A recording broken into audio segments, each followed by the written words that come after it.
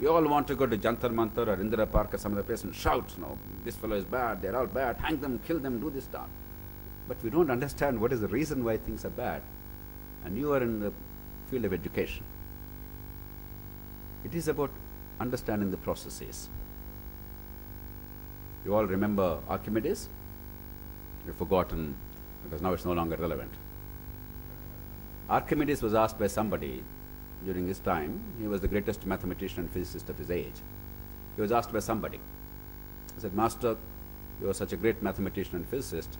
Can you move the planet Earth? He said, of course I can, and I will, subject to two conditions. One is, give me a place to stand upon, because I require a fulcrum, a base. I can't stand on the Earth to move the Earth. And the second is, give me a long enough lever. You all know as students of physics, he was absolutely right. If there's a big boulder, if you asked a young man who is very impetuous, very impatient and unwise, but very emotional, to move that boulder, he'll go and hit his head. The head will break, but the boulder will not move. Somebody less impetuous, somebody less emotional, but not particularly wise, will try and lift it with the bare hands.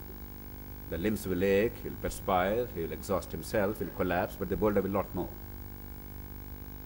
But somebody is smart, somebody from IIIT, you will go and fetch a sturdy rod, you will take a small little pebble, place the rod at the appropriate place, use the pebble as a fulcrum, and use your limited muscular energy at the other end, and definitely, no matter how big the boulder is, it will move.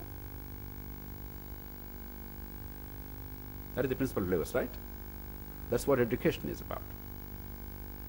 And if the educated Indians don't understand what exactly is wrong and how to set it right, then we also become part of the problem. One of the tragedies of India, and I'm saying it in a harsh way, is no matter how educated a person thinks she is or he is, or how illiterate the person is, and this includes the prime ministers and IAS officers and ministers in the country, not merely the average educated person, most of them are equally uninformed about our country. They want to look at a few symptoms and then browbeat and chest beat and complain without looking at the reasons why this is happening, and therefore the means of redressing that. They don't understand what are the levers of change, and my purpose in the next, in this hour and a half or two is to try and give you a sense of the levers, not to breastbeat and do chest thumping and say how bad India is or how great I am. Both are nonsensical. What we need is a deep understanding of what is the reason why we are in kind of a mess.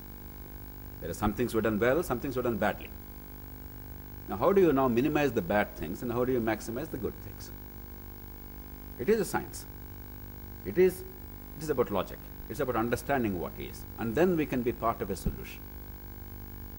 And that's the reason why I'm taking you through this kind of a course. Otherwise, the easiest thing to say how terrible everything is, how much of corruption is, give you some numbers and bamboozle you, and then say you all do something. I don't know what that something is. Or give some silly formula and say this is a panacea. Just do it and everything is okay by tomorrow. Sorry. There is no magic wand. There is no one panacea. There are a significant number of solutions, not too many. But unless we understand why and how, we will not be a part of the solution.